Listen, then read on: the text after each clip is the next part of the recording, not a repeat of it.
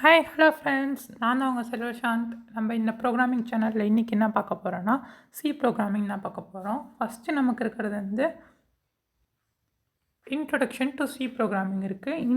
Introduction to programming இருக்குது. நம்ம ப்ரோக்ராமிங்க்கு தனியாக ஏற்கனவே ஒரு வீடியோ போட்டதுனால அதுவே போதும். நெக்ஸ்ட் வந்து சினா என்னன்னு பார்க்கலாம். இப்போ நம்ம இப்போ யூஸ் பண்ணிகிட்டு இருக்க ப்ரோக்ராமிங் லாங்குவேஜ்லேயே ரொம்ப ஓல்டான ப்ரோக்ராமிங் லாங்குவேஜ்னால் அதை நம்ம சின்னு தான் சொல்லுவோம். ஏன்னா அதுதான் ஃபஸ்ட்டு கண்டுபிடிச்ச லாங்குவேஜ்னு சொல்ல முடியாது. ஆனால் ஃபஸ்ட்டு ஏற்கனவே கண்டுபிடிச்ச லாங்குவேஜில் ரொம்ப ஃபைனாக இருந்த லாங்குவேஜ்னால் அது வந்து சி லாங்குவேஜ்னு தான் சொல்லுவோம். Next C was developed by Dennis ரிச்சிங்கிறவரை தான் வந்து சி ப்ரோக்ராமிங் லாங்குவேஜை டெவலப் பண்ணார். எங்கே இதை டெவலப் பண்ணார்னா ஏடி அண்டு டீஸ் பெல் லேப்ஸில் யூஎஸ்ஏயில் 1972 சி ப்ரோக்ராமிங் லாங்குவேஜை டெவலப் பண்ணார். நம்மளோட விண்டோஸ் இப்போ என்னெல்லாம் பார்க்க போகிறோம்னா நம்ம அதோட அப்ளிகேஷன்லாம் பார்க்கலாம். ஃபஸ்ட்டு இங்கே பாருங்கள், நம்ம சி லாங்குவேஜோட நம்ம விண்டோஸு அதுக்கப்புறம் லினக்ஸ் இருக்குல்ல, ஆப்ரேட்டிங் சிஸ்டம், இதெல்லாமே வந்து மேஜராக சி ப்ரோக்ராமிங் லாங்குவேஜ்னால தான் ரிட்டன் பண்ணியிருப்பாங்க. சி வந்து கேம்ஸ் டெவலப் பண்ணுறதில்ல, இந்த மாதிரி விஷயத்தெல்லாம் சி ப்ரோக்ராமிங் லாங்குவேஜ் நம்ம யூஸ் பண்ணுறோம். அது மட்டும் இல்லாமல் குயிக்காக யூசர்ட்டேருந்து இன்புட் வாங்குறதுக்கும் நம்ம சி ப்ரோக்ராமிங் லாங்குவேஜ். ஓகே, இப்போ சியோட இன்ட்ரொடக்ஷன் முடிஞ்சிச்சு. சினா என்ன, சி ப்ரோக்ராமிங் லாங்குவேஜ்க்கு எங்கெல்லாம் யூஸ் பண்ணுறோம், எங்கே கண்டுபிடிச்சாங்க, யார் கண்டுபிடிச்சாங்க, எல்லாத்தையும் பார்த்தாச்சு. அடுத்து சி ப்ரோக்ராமிங் லாங்குவேஜ் போடுறதுக்கு நமக்கு ஒரு இது தேவையில்ல. அதுக்கு நம்ம என்ன ஆப் தெரியுமா இன்ஸ்டால் பண்ணணும்? Code blocks. ஏன்னா இருக்கிறதுலே ஒரு பெஸ்ட்டு ஓப்பன் சோர்ஸ்னால் நம்ம கோட் பிளாக்ஸ் தான் சொல்லுவோம். அதுதான் வந்து சி ப்ரோக்ராமிங் போடுறதுக்கு ஈஸியானதாக இருக்கும். அடுத்து நம்ம பார்க்க போகிற டாபிக் வந்து ஃபஸ்ட்டு சாப்டர் ப்ரோக்ராமிங்கில், சி ப்ரோக்ராமிங்கில். ஃபஸ்ட்டு நம்ம எடுத்தோடனே பார்க்க போகிற டாபிக் என்னதுன்னா வேரியபிள், கான்ஸ்டன்ட், கீவேர்ட், இதெல்லாம் தான் பார்க்க போகிறோம். ஃபஸ்ட்டு வேரியபிள்னால் நான் போன வீடியோவிலே தெளிவாக சொல்லியிருந்தேன். அது ஆனால் பைத்தான் ஸ்பெசிஃபிக்காக போட்டிருந்தேன். இப்போ வந்து நான் சிக்கு சொல்கிறேன் அதை தெளிவாக. நாம் இப்படி இமேஜின் பண்ணிக்கலாம். ஒரு வேரியபிளுங்கிறது ஒரு கண்டெய்னர்னு ஞாபகம் வச்சுக்கோங்க. நம்ம கிச்சனில் ஒரு கண்டெய்னர் இருக்குது. அந்த கண்டெய்னருக்குள்ளே நம்ம பொருள்லாம் போட்டு வைப்போம். இப்போ வந்து நம்ம மஞ்சத்தூள் போட்டு வைக்கிறதுக்கு நமக்கு ஒரு டப்பா தேவை.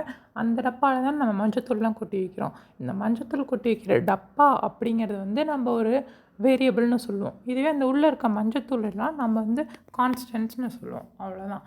இப்போ இங்கே எக்ஸாம்பிள் கொடுத்துருக்கோம் பாருங்கள். ஏங்கிறது வேரியபிள், 3ங்கிறது கான்ஸ்டன்ட். நம்ம அல்ஜிப்ராலாம் படிச்சிருப்போம். ஏங்கிறது வந்து எக்ஸு, ஏ, பி, சி இந்த மாதிரி இருக்கிறதெல்லாம் வேரியபிள்னு சொல்லுவோம். அதை வந்து ஒரு வேல்யூவாக அசைன் பண்ணியிருப்போம். அதுக்கு 5, 10 அந்த மாதிரி. அதுதான் இங்கே நம்ம கொடுத்துருக்கோம். ஏங்கிறது வந்து வேரியபிள், பிங்கிறது வந்து ஏங்கிறது வேரியபிள், பிங்கிறது வேரியபிள், சிங்கிறது வேரியபிள். ஆனால் இங்கே நம்ம கொடுத்துருக்கோம் பார்த்தீங்களா, 3, 4.7 ஏ, இது எல்லாமே இங்கே ஏன்னு அசைன் பண்ணியிருக்கோம். ஏன்னு எப்படி அசைன் பண்ணியிருக்கோம்? ஒரு டபுள் கொட்டேஷன் மார்க்குள்ளே அசைன் பண்ணியிருக்கோம். இங்கே பாருங்கள், ஒரு கொட்டேஷன் மார்க்குள்ளே அசைன் பண்ணியிருக்கனால அதுவும் இங்கே வந்து ஒரு கான்ஸ்டண்ட்டாக தான் ஆக்ட் ஆகும், வேரியபிளாக ஆக்ட் ஆகாது.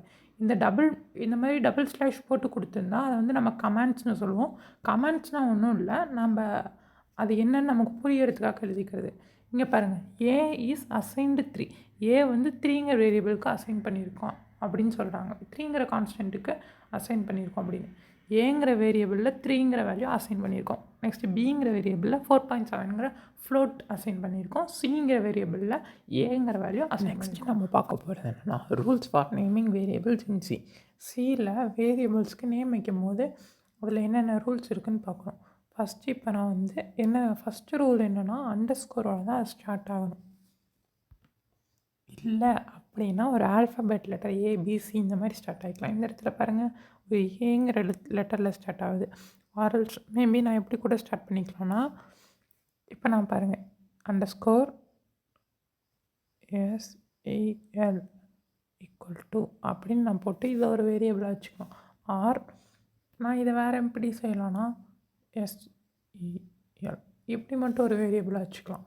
ஆனால் இப்போ நான் ஏதோ ஸ்பெஷல் கேரக்டர் அப்படிங்கிற மாதிரி நான் ஸ்டார்ட் ஆகிற மாதிரி வச்சுக்கவே கூடாது.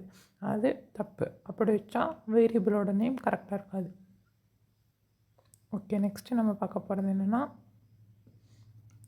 கமா, பிளாங்க், அலோடு, இது ரெண்டுமே எதுவுமே இருக்கக்கூடாது. கமா இப்போ நான் வந்து ஃபார் எக்ஸாம்பிள் செல் அப்படின்னு எழுதிட்டு எஸ் அப்படின்னு போடுறேன்னு வச்சுக்கோங்க. இப்படி போடக்கூடாது.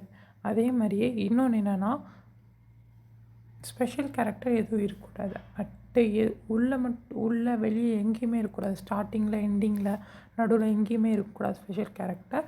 அதே மாதிரியே SELன்னு போட்டு இங்கே நான் ஸ்பேஸ் விட்டு இங்கே வேறு எதாவது லெட்டர் SR இப்படி எழுதுறேன்னு வச்சுக்கோங்க. இந்த இடத்துல நடுவில் ஸ்பேஸ் விடக்கூடாது, பிளாங்காக இருக்கக்கூடாது. மெயினாக என்ன இருக்குன்னா ஸ்டார்டிங்லேருந்து ஒரு ஆல்ஃபபெட் லெட்டரோட ஆரம்பிக்கணும். இல்லை அப்படி ஆல்ஃபபெட்டால் ஆரம்பிக்கணும்னா அண்டர்ஸ்கோரால் ஆரம்பிக்கணும். நெக்ஸ்ட்டு வந்து என்னதுன்னா பிளாங்காக ஒரு ஸ்பேஸ் விடக்கூடாது, அதாவது ஸ்பேஸ் விடக்கூடாது, அவ்வளோதான். நெக்ஸ்ட் வந்து கம்மா நடுவில் யூஸ் பண்ணக்கூடாது, அவ்வளோதான். நெக்ஸ்ட்டு என்னதுன்னா நோ ஸ்பெஷல் சிம்பிள். அதான் நம்ம ஏற்கனவே பார்த்துட்டோம். ஸ்பெஷல் சிம்பிள் இருக்கக்கூடாது. Variable name are case sensitive. அதான் வேரியபிள் நேம்லேருந்து இப்போ நீங்கள் வந்து இங்கே கேபிட்டல் ஏன்னு கொடுத்தீங்கன்னு வச்சுக்கோங்க. இப்போ நான் இங்கே கேபிட்டல் ஏன்னு கொடுத்தேன். ஆனால் நீங்கள் பிரிண்ட் பண்ணும்போது அப்படின்னு ஸ்மால் கொடுக்குறீங்கன்னு வச்சுக்கோங்க. அப்படி கொடுத்தா ரெண்டும் ஒன்றும் இல்லை, ரெண்டும் வேறு வேறு. சி ப்ரோக்ராமிங் பொறுத்த வரைக்கும் ரெண்டும் வேறு வேறு. நெக்ஸ்ட் இப்போ நம்ம பார்க்க போகிறது நம்மளோட ஃபஸ்ட்டு சி ப்ரோக்ராம் தான் இப்போ பார்க்க போகிறோம். என்னோடய ஃபஸ்ட்டு சி ப்ரோக்ராமில் ஃபஸ்ட்டு இங்கே பாருங்கள், இன்க்ளூட் stdio.hன்னு இருக்குல்ல, இதை தான் நம்ம வந்து என்னென்னு சொல்லுவோம்னா ஹெட்டர் ஃபைல்னு சொல்லுவோம். ஹெட்டர் ஃபைல்னால் ஒன்றும் இல்லை, இந்த மாதிரி ஹேஷ்குள்ளே இன்க்ளூட்னு கொடுத்துருந்தாவே அது ஹெட்டர் ஃபைல். ஹெட்டர் ஃபைல் வந்து சி ப்ரோக்ராமிங்கில் ஸ்டார்டிங்கில் இருக்கணும். அது இருந்தால் தான் அந்த ப்ரோக்ராம் ரன் ஆகும். அது எதுக்கு இருக்குன்னு தெரியாது, பட் ஆனால் அது இருக்கணும். அது இருந்தால் தான் ப்ரோக்ராம் ரன் ஆகும், அவ்வளோதான். include stdio.h இது வந்து காமன் ஹெட்டர் ஃபைல். இன்னும் நிறைய ஹெட்டர் ஃபைல்ஸ் இருக்குது. அது வந்து சில மேக்ஸ் ஆப்ரேட்டர் யூஸ் பண்ணால் அதுக்கு ஒரு ஹெட்டர் ஃபைல் இருக்குது.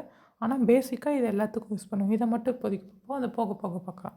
நெக்ஸ்ட் வந்து மெயின் ஃபங்க்ஷன் எதுக்குன்னா அங்கேருந்து தான் ப்ரோக்ராம் ஆரம்பிக்கும் அப்படின்னு கண்டுபிடிக்கும் கம்ப்யூட்டர். இப்போ இன்ட் மெயின், இதே வாய்டு மெயின்னு இருக்குது, இன்ட் மெயின் ஒன்று இருக்குது. வாய்டு மெயின்னா நீங்கள் இந்த மாதிரி ரிட்டன் 0ன்னு கீழே இருக்குல்ல, இது கொடுக்க தேவையில்லை. இந்த மாதிரி ரிட்டன் 0ன்னு கீழே இருக்கிறது கொடுக்க தேவையில்லை. இன்ட் மெயின்னா ரிட்டன் 0ன்னு கொடுக்கணும். ரிட்டன் 0ன்னு கொடுத்தா தான் அது கம்ப்ளீட் ஆகிடுச்சுன்னு அது புரிஞ்சுக்கும். printf ஹலோ ஐ ஆம் லேர்னிங் சி வித் ஹாரி. இப்போ இந்த டபுள் கோட்ஸ் இருக்குல்ல, இந்த டபுள் கோட்ஸ்குள்ளே நீங்கள் எது கொடுத்து printfன்னு ஃபங்க்ஷனுக்குள்ளே இது பண்ணிங்கன்னா அது உங்களுக்கு அப்படியே பிரிண்ட் ஆகும். இப்போ நான் வேணால் உங்களுக்கு ரன் பண்ணி காட்டுறேன். நான் முன்னே சொன்ன மாதிரி நான் கோட் பிளாக் சாஃப்ட்வேர் இதில் ஓப்பன் பண்ணிட்டேன். நான் சொன்னால ஃபஸ்ட்டு எடுத்தோடனே எல்லாத்துலேயும் என்ன இருக்கணும்னு சொன்னேன், ஹெட்டர் ஃபைல் இருக்கணும். ஹெட்டர் ஃபைல்னால் என்னது, போட்டு சிம்பிள் போட்டு இன்க்ளூட். ஃபஸ்ட்டு வந்து நம்ம ப்ரோக்ராம் எப்பயும் சேவ் பண்ணிடணும். ஃபைலில் நம்ம இப்போ சேவ் பண்ணி வச்சு இன்க்ளூட் இன்க்ளூட் என்ன பார்த்தோம், stdio.h இந்த மாதிரி லெஸ்டின் சிம்பிள் stdio.h. இப்போ இதுதான் நம்ம ஹெட்டர் ஃபைல்னு சொல்லுவோம். ஹெட்டர் ஃபைல்னால் இதுதான் எல்லாம் .h. இந்த இடத்துல h ரொம்ப இம்பார்ட்டன்ட். இதுதான் ஹெட்டர் ஃபைல்னு சொல்லுவோம். எல்லாத்தோட சி ப்ரோக்ராமிங்கோட ஸ்டார்டிங்லேயும் இந்த ஹெட்டர் ஃபைல் இருக்கணும், அதுதான் இம்பார்ட்டன்ட். நெக்ஸ்ட் வந்து மெயின் ஃபங்க்ஷன் எதுக்குன்னா இங்கேருந்து தான் ப்ரோக்ராம் ஆரம்பிக்கும் அப்படின்னு கம்ப்யூட்டர் தெரிஞ்சுக்கும். அதுக்கு தான் மெயின் ஃபங்க்ஷனோட வேலை இதுதான். நெக்ஸ்ட்டு வந்து நம்ம இந்த கர்லி பிரேசஸ் ஓப்பன் பண்ணி இதுக்குள்ளே தான் நம்மளோட இன்புட் எல்லாத்தையும் கொடுப்போம். சி ப்ரோக்ராமில் இந்த கர்லி பிரேசஸ்குள்ளே தான் நம்மளோட எல்லா ப்ரோக்ராமையும் நம்ம பண்ணுவோம். ஃபார் எக்ஸாம்பிள் இப்போ printfன்னு இருக்குது, இது ஒரு ஃபங்க்ஷன். இது என்னதுன்னு நான் சொல்கிறேன். printf இது நிறைய பேர்த்துக்கு தெரிஞ்சிருக்கிறதுக்கு நிறைய சான்ஸ் இருக்குது. printf என்னோட நேம் என்டர் பண்ணுறேன், செல்வரிஷாந்த்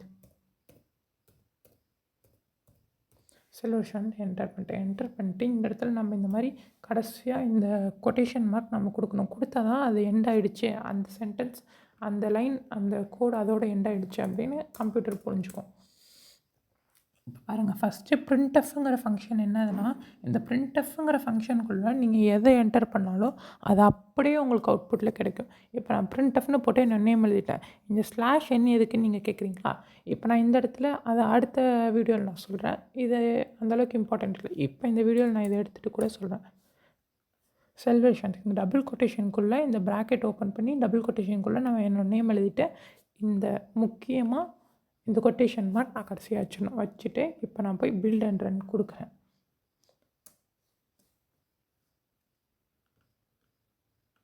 பில்ட் அண்ட் ரன் கொடுத்தனா நான் இங்கே printfங்கிற இடத்துல வந்து இங்கே பாருங்கள், நான் பிரிண்ட்எஃப் இடத்துல வந்து டீ போடாமல் விட்டேன். அதனால எனக்கு எரர் காட்டுது. எரர்னா இந்த ரெட் கலரில் எப்படி காட்டுச்சுன்னா அங்கே எரர் இருக்குதுன்னு அர்த்தம். அது எந்த லைனில் காட்டுதோ அந்த இடத்துல எரர் இருக்குதுன்னு அர்த்தம். இப்போ நான் போய் பில்லில் போய் பில் அண்ட் ரன் கொடுக்குறேன். பில் அண்ட் ரன் கொடுத்தனா எனக்கு இங்கே கேட்கும். இங்கே பாருங்கள், நான் உள்ளே அப்படியே டைப் பண்ணது இங்கே வெளியே வந்துருச்சா. பிரிண்ட் எஃப்குள்ளே என்ன டைப் பண்ணணும் அது எனக்கு அப்படியே வந்துருச்சு. பிரிண்ட் எஃப் சில்வர் ஷான்னு டைப் பண்ணால் அந்த சில்வர் ஷான் அப்படியே இங்கே வந்துருச்சு. சில்வர் ஷான் இந்த பிரிண்ட் எஃப்குள்ளே நீங்கள் என்ன டைப் பண்ணிங்கனாலும் அது அப்படியே அவுட்புட் ஆகும். நெக்ஸ்ட்டு நம்ம பார்க்க போகிறது என்னென்னா, ஏற்கனவே பார்த்த மாதிரி பிரிண்ட் எஃப்பில் இன்னொரு லைன் அந்த ஸ்லாஷ் என் யூஸ் பண்ணி இப்போ பார்க்க போகிறோம். இப்போ நான் போய் பிரிண்ட் எஃப் இதே இடத்துல பிரிண்ட் எஃப் அப்படின்னு கொடுத்து இப்போ நான் வந்து ஹலோ வேர்ல்டுன்னு டைப் பண்ணுறேன். அதே மாதிரி டபுள் கொட்டேஷன் முக்கியம். HELLO ஹலோ வேர்ல்டு அப்படின்னு டைப் பண்ணிட்டேன். இப்போ நான் இங்கே ஸ்லாஷ் என் யூஸ் பண்ணி டைப் பண்ணுறேன். ஸ்லாஷ் என் யூஸ் பண்ணாமல் ஒரு டைம் டைப் பண்ணி காட்டுறேன். ரெண்டுத்துக்கு என்ன டிஃப்ரென்ஸ் நீங்களே புரிஞ்சுக்கிங்க. இப்போ நான் போய் பில்ட் அண்ட் ரன் கொடுக்க என்ன ஆகும்?